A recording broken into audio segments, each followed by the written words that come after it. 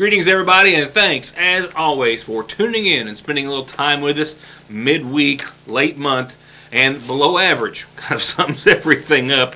We're talking about, of course, temperatures, most specifically below average, throughout much of the forecast. And we're also talking about a chance of snow tonight. Snow developing from south to north during the evening hours, reaching as far north as the Mountain Parkway by or shortly after midnight. A general 1 to 3 inches of the snow is expected along and south of the Mountain Parkway, with the highest amounts, of course, occurring, as they always do, near the Virginia border. Travel will likely be affected overnight into the early morning commute, and just as we were about to start tracking classes, I've made no mention of school being out every day because it's been a given since Snowmageddon. Tomorrow might have been, I don't know, they've already called, of course, classes off in most all the viewing area, if not all, but it may have been on the border, so to speak. But we've got more snow in the forecast, just enough to cause some problems. Not a big snow maker. In fact, the snow is going to diminish to light showers and flurries into tomorrow morning, but they'll persist, those flurries at least, thereafter. Another shot of some Arctic air also filtering its way into eastern Kentucky behind all of this. And the extended forecast indicates the potential for a warm-up and a prolonged rainfall event late in the weekend into early next week.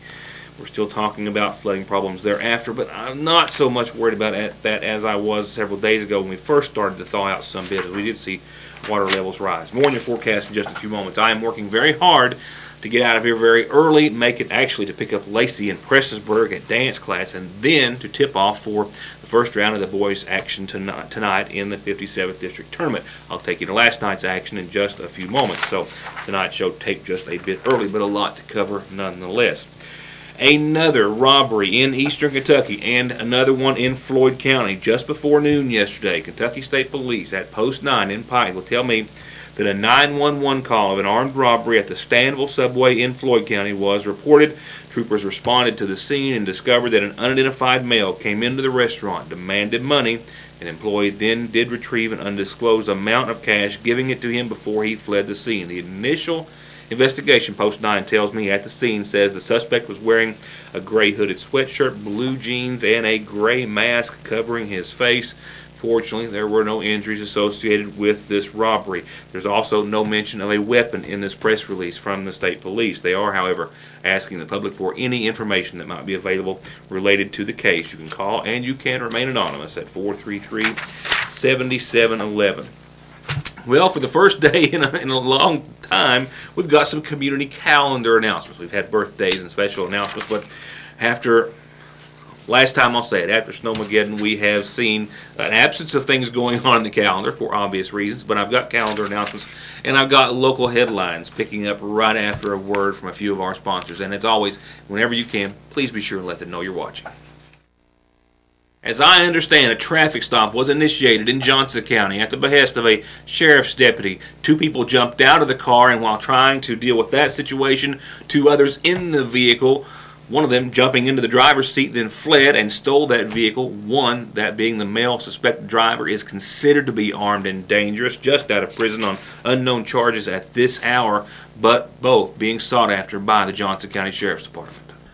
The Sheriff's Department says that they're asking for the public's help in finding 2 wanted individuals related to the theft and fleeing in a vehicle matching this description. I'll show you some photographs in just a few moments. Warrants have been issued for the individual's arrest as well, for a male and a female. It happened on US 460 near Hutch Chevrolet on Monday of this week. A Johnson County Sheriff's deputy pulled over a 2000 Oldsmobile Intrigue for a traffic violation.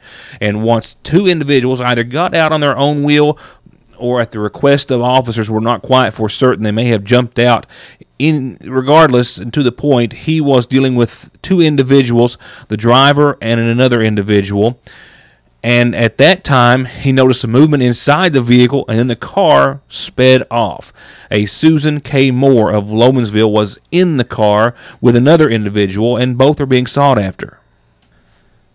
Susan K. Moore is from Lomansville. She is charged with theft by unlawful taking of an automobile under $10,000. She was a female who was a passenger in that vehicle upon the initial stop, and then also a passenger when it fled.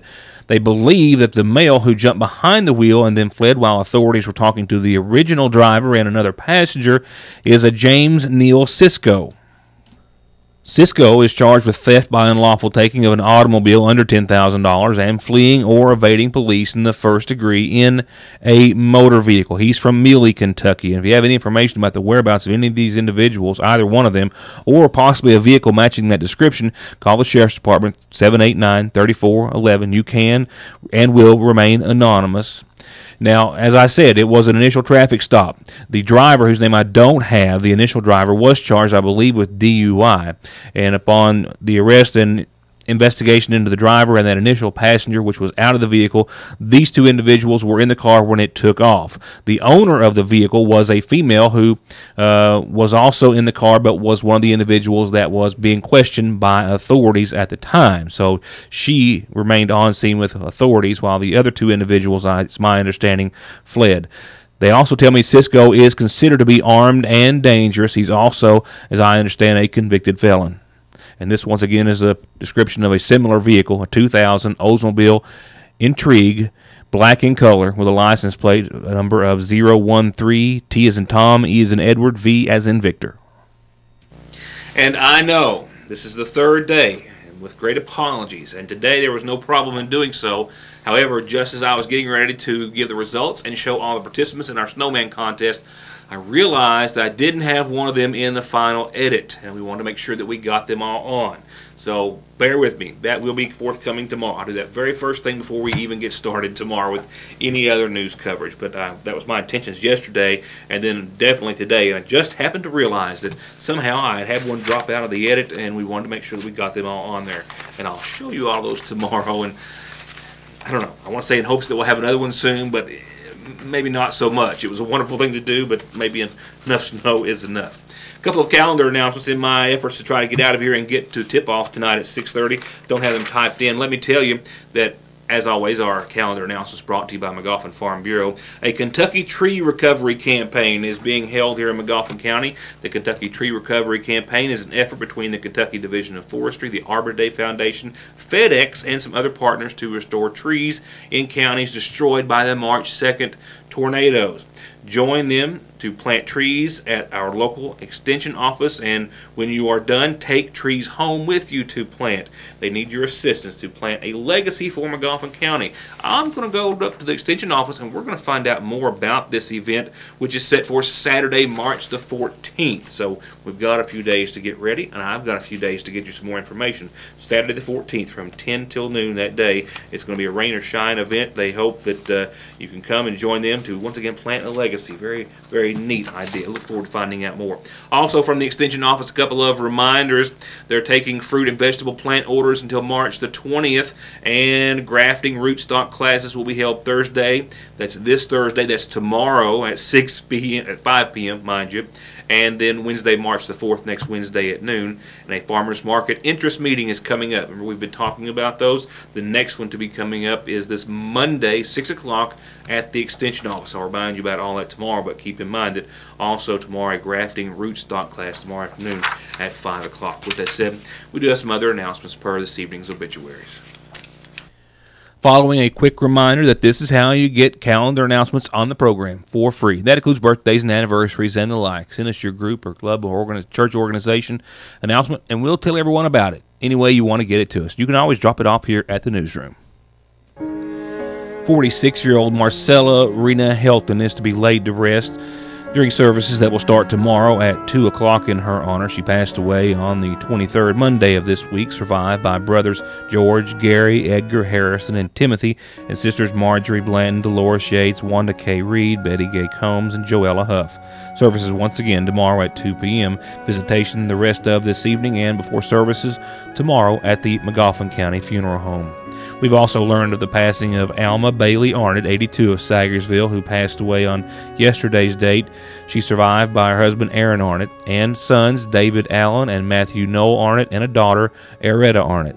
Visitation is going to be after 5 o'clock tomorrow, all day Friday, and then prior to services, they're set to begin Saturday at 1 o'clock, all from the McGoffin County Funeral Home, with burial to be at the Mann Cemetery at Bloomington.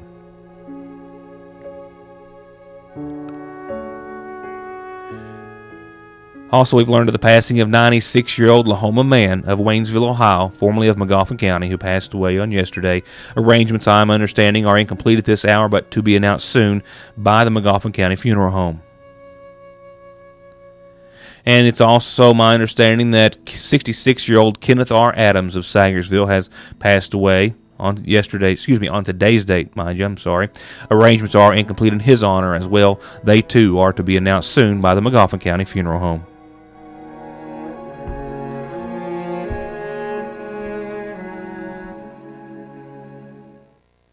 Well, indeed, it's high school basketball action in the hills of eastern Kentucky and elsewhere for that matter, but we're worried about the 57th District Tournament, the 62nd District Tournament, and others in our area. We'll begin with 57th District Tournament coverage tonight. Last night didn't make it to Game 1, as hard as I might try. However, Sheldon Clark did defeat the Lady Tigers of Paintsville by 3.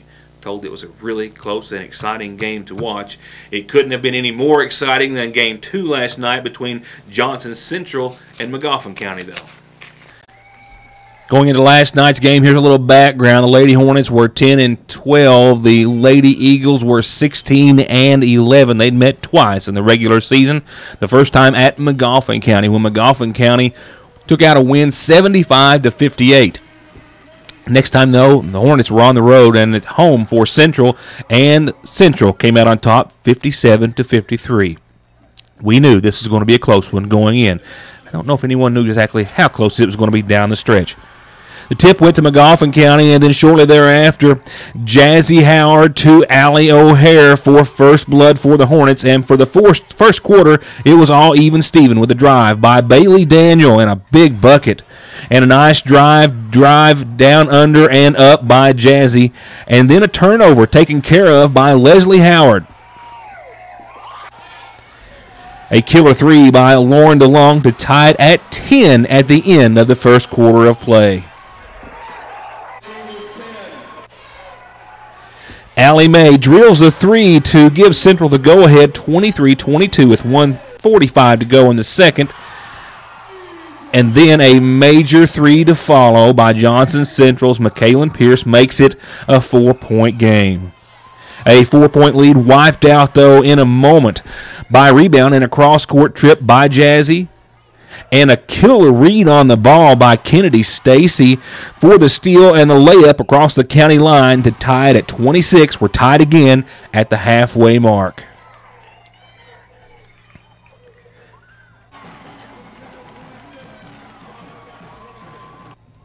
Here's another great read by Jazzy for the bucket and one. And then the third goes down 37-32. Central builds on their lead with a big 3 by DeLong. But McGoffin County fights back with 2 down under by O'Hare. And this Jazzy rebound with a sweet no-look dish to Howard for 2. This monster drive by Jazzy gives some lift to the Hornets as they pull within 2 points. We're near 2:30 left to go in the game. It's time for a timeout and time to talk it over. The Lady Hornets pull within 2 near the 2:30 mark, but with all the defensive pressure they could muster, Daniel was still good for that putback, and now we're down to a minute to go. It's still a 4-point game. Johnson Central on the inbound.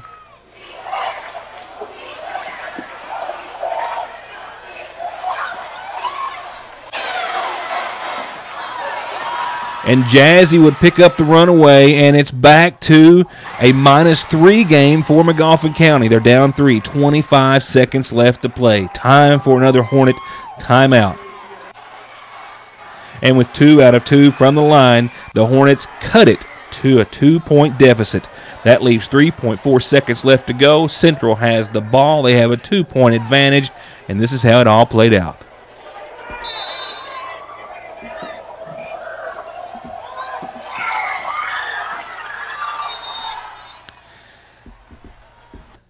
The McGoffin County Lady Hornets were denied a chance to make it to the championship game and on to the next level.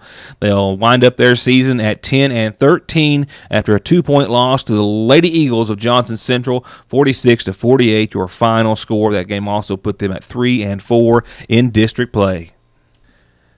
As for Coach Darren Rice and his girls from Central, that win over McGoffin County puts them on to the championship round.